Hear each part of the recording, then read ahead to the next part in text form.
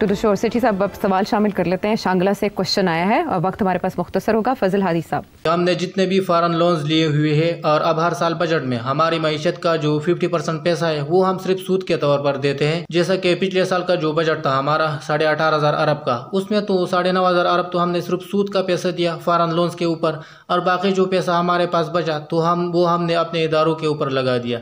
अब जैसी जैसी हमारी मईशत बढ़ती जाती है तो इसके पीछे तो 50% पैसा वो सूद का भी बढ़ता जाता है। हमने मुल्क को इस तरह चलाना है, फिर तो हमें डूब के मर जाना चाहिए। लेकिन यहाँ पे सिटी साहब सबसे अहम सवाल यही है कि क्या सिटी साहब पाकिस्तान के मुस्तकबिल में कोई मोड़ तुम्हें ऐसा भी नज़र आता है कि जहाँ पे हम कहें कि वाकई अब पाकिस्तान को वर्ल्ड बैंक, IMF और बाकी ममालिक से कर्जे लेने की ज़रूरत नहीं है और जितने लोन्स हमने लिए हुए हैं इसको भी हम थोड़ा थोड़ा या एक साथ वापस कर दें और फिर उसके बाद पाकिस्तान से भी हम कतर और दुबई जैसा हीरा बना दें? कोई चांस नहीं है आप कतर और दुबई बन सकते हैं। क्यों? आपके पास कोई चांस नहीं है कि आप ये सारे जो लोन्स हैं ये वापस कर दें। ये आप और लोन्स लेंगे इनको वापस करने के लिए, तो फिर मसला कैसे हल होगा? एक ही रास्ता है, कोई दो रास्ते नहीं हैं। वो रास्ता नहीं है कि और लोन्स लेके इनको दिया वापस किया जाए, वो तो आपको नज़र आ रहा है दिन ब दिन बढ़ते जा रहे हैं। तो एक ही रास्ता है, और दुनिया का वो कौन सा रास्ता है जो आपको भी अपनाना पड़ेगा, और उसमें किसको कुर्बानी देनी पड़ेगी और किसको नहीं देनी पड़ेगी। वो ये है कि इस वक्त आप अगर 100 रुपये आपकी मुल्क की आमदन है तो आप 10 रुपये टैक्स दे रहे हैं, तो ये 10 का काम नहीं चलेगा, ये 20 देने पड़ेंगे। हर डेवलप्ड कंट्री जो है, इंडिया से लेके आगे, इंडिया का जो है वो 15% तक, 15-18% तक पहुंच गया अब, कि अगर उनकी 100 रुपये उनकी आमदन है तो वो 18 रुपये तक टैक्स GDP रेशो आ गया वहाँ। जितने ज़्यादा टैक्सेस कलेक्ट करेंगे उतनी ज़्यादा कर्ज़े लेने की फिर नहीं ज़रूरत पड़ेगी। तो एक तो ये है। दूसरा ये है कि कर्ज़े लेने के लिए ये भी होता है क्योंकि ज़्यादातर आप इंपोर्ट करते हैं, तो अगर बाहर की चीज़ें महंगी हैं तो फिर आपके ज़्यादा कर्ज़े लेने पड़ते हैं उनको पे करने के लिए। तो अब अच्छी बात है कि इस वक्त कुछ सख्ती की है इन्होंने ऑन इम्पोर्ट्स, और कोशिश कर रहे हैं कि एक्सपोर्ट्स बढ़ाएं ताकि पैसा इनके पास रीपे करने के लिए फॉरेन एक्सचेंज हो। अब मगर वो एक हद तक ही है, हमारी कोई एक्सपोर्ट कैपेसिटी कोई इतनी ख़ास बढ़ नहीं रही है। और अगर फॉरेन इन्वेस्टमेंट आएगी, जो अभी तक आई नहीं है, अभी तो उल्टा हो रहा है, मगर अगर आएगी भी किसी स्टेज पे, मैन्युफैक्चरिंग इंडस्ट्री में आएगी या, तो फिर वो पैसे भी, अपनी प्रॉफिट्स भी बाहर ले जाएगी। तो वो it's a mix blessing. But at the end of the day मेरा ये ख्याल है कि we have to raise taxes middle class के ऊपर नहीं, that is not the source of taxes. Taxes जो हैं, जो कारोबार लोग करते हैं उनसे टैक्स लेना चाहिए आपको। प्रोफेशनल्स जो हैं, there are small minority in this country, और उनसे आप ज़्यादा टैक्स नहीं ले सकते, ना ही तो वो करनी चाहिए। आपको टैक्स रेजीम हर दुकान, हर सेल्स आउटलेट जो है वहाँ आपको इम्प्लीमेंट करनी पड़ेगी। एक तो ये कि वो तैयार नहीं है इम्प्लीमेंटेशन के लिए, वो धमकी देते हैं, ये जो तबका है। दूसरा ये है कि आपकी टैक्स मशीनरी जो है वो भी बेसिकली इज़ करप्ट, और वो नहीं ये करना चाहते, और अगर करें भी तो वो करप्शन में वो मुब्तला हो जाते हैं। तो इसलिए basically you have to raise your tax GDP ratio. Taxes ज़्यादा बढ़ाएंगे, कर्ज़े कम होंगे, लोगों के लोन्स वापस होंगे, मईशत चलेगी। मगर वो अभी सूरत हाल हुई नहीं। अभी तो इन्होंने टैक्स रेट्स इतने बढ़ा दिए हैं कि जो दे भी रहा था वो भी सोच रहा है कि कैसे चोरी की जाए। तो ये भी एक गलत पॉलिसी थी, मगर ये IMF इंसिस्ट कर रही है, उनका एक फ़लसफ़ा है। मैं समझता हूँ कि इनको चाहिए था रेजिस्ट करना, और मगर इन्होंने हाथ नहीं लगाया उन जगह पे जहाँ ये टैक्स कलेक्ट कर सकते हैं, क्योंकि सियासी तौर पे ये इनमें से वो सेक्टर्स हैं जो कि सियासी तौर पे और सपोर्ट करते हैं इस अरेंजमेंट को। अच्छा, मीनवाइल पाकिस्तान में दहशतगर्दी की लहर, जैसे हमने तस्करा किया, बढ़ चुकी है। पहले से टैक्स भी ज़्यादा हो चुके हैं। अफ़गानिस्तान में अफ़गान तालिबान की हुकूमत आने के बाद TTP की कार्रवाइयाँ पाकिस्तान में बढ़ी हैं। ये जो बन्नू अटैक है इसने हिला के रख दिया है, और इसकी जो जिम्मेदारी है वो एक गैर मारूफ तंजीम कबूल करती है। लेकिन सवाल ये पैदा होता है कि दहशतगर्दी की बढ़ती हुई लहर के पीछे मुहर्रिकात क्या हैं, और क्या आने वाले दिनों में मज़ीद इजाफा होगा? टेररिज्म तो बढ़ चुका है ना, ऑलरेडी 100% इंक्रीज हो गई ओवर 50 ईयर पिछले साल, तो वो तो बढ़ गया है। और अभी आपने देखा जिस तरीके से ये अटैक्स हो रही हैं और सुइसाइड अटैक्स बढ़ रही हैं, तो वो तो अब नज़र आ रहा है कि दिस इज गोइंग अप। मगर यहाँ से आपको कोई कंसर्टेड एफर्ट नहीं मिल रही, आपको नज़र नहीं आ रही ना। और बातें हो रही हैं, जी नेक्टा ये कर रहा है, नेक्टा वो कर रहा है, बट ऑन द ग्राउंड आपको नहीं नज़र आ रहा ना एन अटेम्प्ट टू, सारा कुछ ये वो कर जाते हैं तो फिर आप भाग दौड़ थोड़ी शुरू करते हैं, स्टेटमेंट्स आने शुरू हो जाते हैं कंडेमनेशन के, मगर कोई प्रीएम्प्टिव किस्म की कोई पॉलिसी अभी नहीं बनी यहाँ। अगर बनी भी होगी तो वो इम्प्लीमेंट नहीं हो रही है, अगर इम्प्लीमेंट हो रही है तो नज़र नहीं आ रही, अगर नज़र नहीं आ रही तो कामयाब नहीं है। So you know they really have to. मगर मैं आपको एक बात बताऊँ, ये बड़ी सीरियस इशू है। जब दो नेबरली गवर्नमेंट्स फैसला कर लें कि आपको हमने चैन से नहीं बैठने देना जी। एक वेस्ट पे और एक ईस्ट पे, इंडिया और अफगानिस्तान, ठीक, और आपके मुल्क के अंदर अंदरूनी हालात में आपकी डिविजन्स हों इतनी, जिस किस्म की आपकी डिविजन्स हैं, और आपकी जो हुकूमत है, ये जो सेटअप है, उसके ऊपर लेजिटिमेसी का एक सवाल खड़ा हुआ, तो ये तो it's difficult to handle this situation. In order to handle any difficult situation, first you need unity within yourself. You need a unity, then you need a unity command, not just an agreement कि we are all agreed, कोई लड़ाई झगड़े हम नहीं कर रहे, but you also need a unity of command. Then you also need to take some very drastic actions. अब यहाँ क्या करेंगे? ये अफगानिस्तान में जाके ऑपरेशंस तो कर नहीं सकते, जो अमेरिका ने किया था, बूट्स ऑन ग्राउंड कर दिए। अब ये तो नहीं कर सकते ना, they can't send forces into Afghanistan to कि तालिबान के जो हाइडआउट्स हैं वहाँ जाके अटैक करें, और जो जहाँ बलूचिस्तान लिबरेशन फ्रंट के जो फाइटर्स हैं उनके जो कैंप्स हैं वो अफगानिस्तान के अंदर वहाँ बमबारी करें। तो एक आध बारी करके उसके बाद वो शोर पै जाता है, तो वो तो नहीं कर सकते, नहीं कर सकते। तो वो तो पॉलिसी अभी नहीं बनी कि हमने ये जंग को लेके जाना है आगे जी। अभी तो शायद अगर कोई पॉलिसी बनेगी या बन सकती है तो वो तो यह है कि select targets, but not a military campaign. तो वो प्रॉब्लम है ना। तो अब ये कैसे इसको डील करेंगे? बलूचिस्तान लिबरेशन फ्रंट जो है वो तो अब सेपरेटिस्ट ऑर्गेनाइजेशन है, aided and abetted by foreign powers, ये तो इसमें अब कोई शक नहीं है। उनके ग्रीवेंसेस भी बड़े बढ़ गए हैं, सिविल सोसाइटी उनकी जो है वो भी उनके साथ बढ़ती जा रही है दिन ब दिन, because of various issues like disappearances and so on. और वो इनेविटेबल होता है, जहाँ मिलिट्री ऑपरेशन होंगे वहाँ डिसअपेरेंसेस होंगे, कश्मीर में होंगे डिसअपेरेंसेस, बलूचिस्तान में होंगे डिसअपेरेंसेस, जहाँ भी मिलिट्री ऑपरेशन होगा अगेंस्ट इंसर्जेंट्स और अगेंस्ट फ्रीडम फाइटर्स और अगेंस्ट सेसेशनिस्ट, जो भी आप उनको कह लें, और जहाँ जहाँ वो जाएंगे, जहाँ जहाँ वो उनके कदम नज़र आएंगे, जो जो उनको पनाह देगा, जो उनको खाना पीना देगा, जो तो सबको वो पकड़ के ले जाते हैं।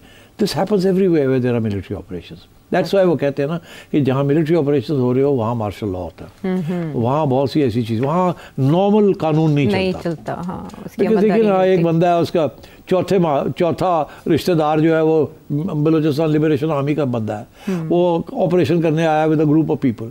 उसने एक रात किसी तो रिश्तेदार के यहाँ पहुँच के और कहा मुझे पनाह चाहिए, एक रात रोटी दो, सुबह से चले जाएंगे। वो ना तो कर नहीं सकता, अगर वो ना करता है तो वो मारा जाता है इधर, अगर उनको पनाह देता है तो इनको पता चल जाता है मिलिट्री अथॉरिटीज़ को, तो वो कल उसको पकड़ के ले जाते हैं और कहते हैं दस ना कौन आया सी, कितने आए सन, कितने थे, कहाँ से आए थे, आपने क्यों हेल्प की, उसको पकड़ के रख लेते हैं। तो ये इनेविटेबल होता है ये। तो मैं ये समझता हूँ इट्स अ डिफिकल्ट सिचुएशन। जब तक इंडिया पाकिस्तान और पाकिस्तान अफगानिस्तान के तल्लुकात क्विड प्रो को के बेसिस के ऊपर नहीं तय होंगे, उस वक्त तक India will support secessionist movements and terrorism in Pakistan, and so will Afghan Taliban.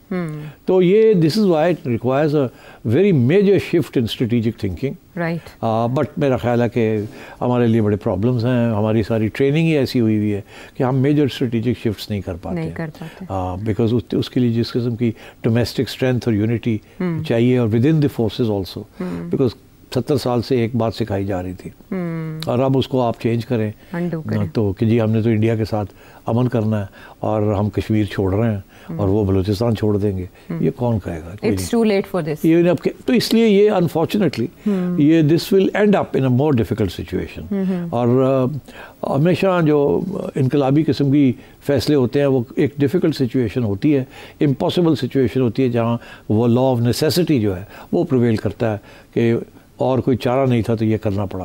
अभी तो लोग अपने सारा वक्त ड्राइंग मोड पे बैठ के अपने ऑप्शंस कंसिडर करते रहते हैं। ठीक है, ये तो एक्सटर्नल फैक्टर्स हैं, जो इंटरनल फैक्टर है वो बड़ा डेंजरस है। सेठी साहब, अभी तक हमने कोई जॉइंट एफर्ट नहीं देखी या पॉलिटिकल विल नहीं देखी। अब ख्वाजा आसिफ कह रहे हैं सबसे पहले पेशावर में बैठी जो हुकूमत है उसके खिलाफ कार्रवाई होनी चाहिए और उनसे पूछा जाना चाहिए, इंक्वायरी होनी चाहिए कि वो विफाक के साथ हैं या दहशतगर्दों के साथ है। ये तो बहुत बड़ा इल्ज़ाम है। मैं यही तो आपसे कह रहा हूँ ना, यूनिटी नहीं है, ये तो आपस में लड़ रहे हैं ना। हाँ। अगर यूनिटी होती तो ये गड्ढापुर ये ना कहता जी कि जी मैं जा रहा हूँ वक्त हम लेके जाएंगे। और ये ख्वाजा आसिफ ये ना कहता जो वो कह रहे हैं कि आप तो कर ही कुछ नहीं रहे हैं दहशतगर्दों के खिलाफ, ऐसे लगता है कि आपने उनको पनाह दी हुई है, इसीलिए फिर आईजी को चेंज करना पड़ रहा है। तो ये लड़ाई झगड़े चल रहे हैं, तो इसको कैसे दूर किया जाए? ये नहीं ना, ये this is the nature of the political conflict in the country.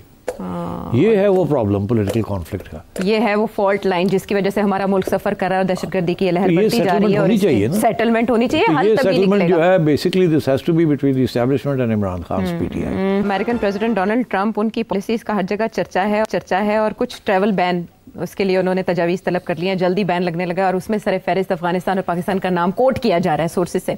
मुझे जो मैं आपसे बात कर रही थी उसी इशू के हवाले से आपसे सवाल ये करना है कि आने वाले दिनों में आपने कहा ये जो ताउन है वो एक्सटेंड होगा, तो क्या पाकिस्तान से मजीद अफराद की हवालगी का मुतालबा किया जा सकता है और इसके मतलब में पाकिस्तान को क्या मिलेगा? Very interesting, good question. I think basically ये जो प्रपोजल अब सामने आई है कि डोनाल्ड ट्रंप ने कहा था कि जो वो मुल्क जहाँ से एक्सपोर्ट हो रहे हैं इलीगल मैन पावर या टेररिस्ट, उनको टारगेट किया जाए और रिस्ट्रिक्ट किया जाए उनके, तो उस वक्त Pakistan was in the I of the storm. ये चीज़ अभी हुई नहीं थी, तो ये खबर अब आई है कि डोनाल्ड ट्रंप ने ऐसा भी एक ऑर्डर की इशू किया है। मगर अब जो आपको इसके ऊपर रिवीजन नज़र आएगी वो यही आएगी कि basically this is targeting Afghanistan. एक तो ये क्योंकि बेसिकली जो टेररिज्म आ रही है वो अफगानिस्तान से आ रही है। दूसरा ये कि पिछली जो एडमिनिस्ट्रेशन रही है डेमोक्रेट्स की, उन्होंने 20,000 अप टू 50,000 अफगान्स को रिहेबिलिटेट करने का वादा किया है, जिसमें से 10-20 हज़ार अवेट कर रहे हैं, उनकी क्लियरेंस हो गई है मगर अभी तक वो गए नहीं है वहाँ। तो ये this is aimed at stopping them.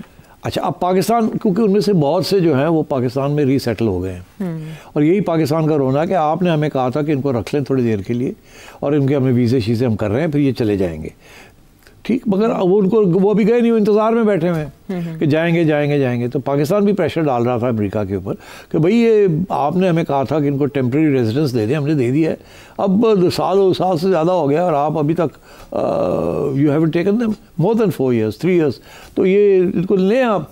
तो अब डोनाल्ड ट्रंप ने बेसिकली स्टॉप कर दिया है because this is the Democrats policy. तो डोनाल्ड ट्रंप, तो उसमें पाकिस्तान का नाम आ गया है। अच्छा, क्योंकि इनमें से बहुत से वो लोग हैं जो पाकिस्तान के दे बीइंग यहाँ बैठे हुए हैं, और अफगानिस्तान में तो नहीं है, देयर ऑल हियर और इन इंडिया, और तो तीसरे मुल्क नहीं है जहाँ वो है। तो एक तो ये, तो पाकिस्तान के बारे में अभी जो खबरें आ रही हैं वो यही आ रही हैं कि ये 2 मुल्क हैं जिनमें से हमने ट्रैवल बैन सोचा है, मगर उसमें उन्होंने ये तो थोड़ी सी पक्की बात की थी अबाउट अफगानिस्तान, मगर पाकिस्तान के बारे में ये था कि रिव्यू करेंगे। और वो रिव्यू करना क्या था? रिव्यू मेरे हिसाब से रिव्यू सिर्फ 2 चीज़ें करनी थी।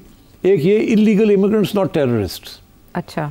दूसरा ये कि वो लोग जो कि पाकिस्तान में रिहेबिलिटेट हो गए हैं मगर अफगान्स हैं, वो आना चाह रहे हैं मगर अभी उनको रोकना है या आने नहीं देना फाइनली। अच्छा। तो इस किस्म की बात है। मैं समझता हूँ कि नॉर्मल जो ट्रैवल है फ्रॉम पाकिस्तान, एक तो यहाँ ऑलरेडी जाने से पहले काफ़ी ठीक ठाक कड़ी नज़र से लोग अब आपके वीज़े देखते हैं, आपकी पूछते हैं कहाँ जा रहे हैं, क्यों जा रहे हैं, ये है वो है। वैसे भी अमेरिकनों ने वीज़े देने बड़े टाइट किए हैं, ठीक।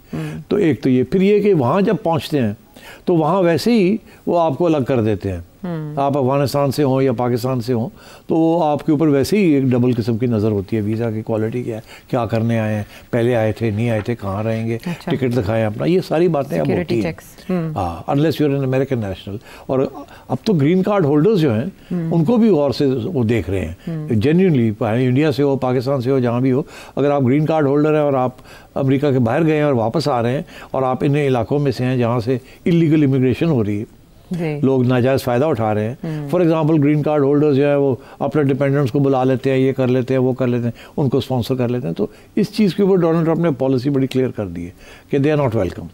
तो मैं समझता हूँ कि ये थोड़ी बहुत तो होगी, बट क्या पाकिस्तानियों को बैन कर दिया जाएगा from travelling to the US? No, I don't think so.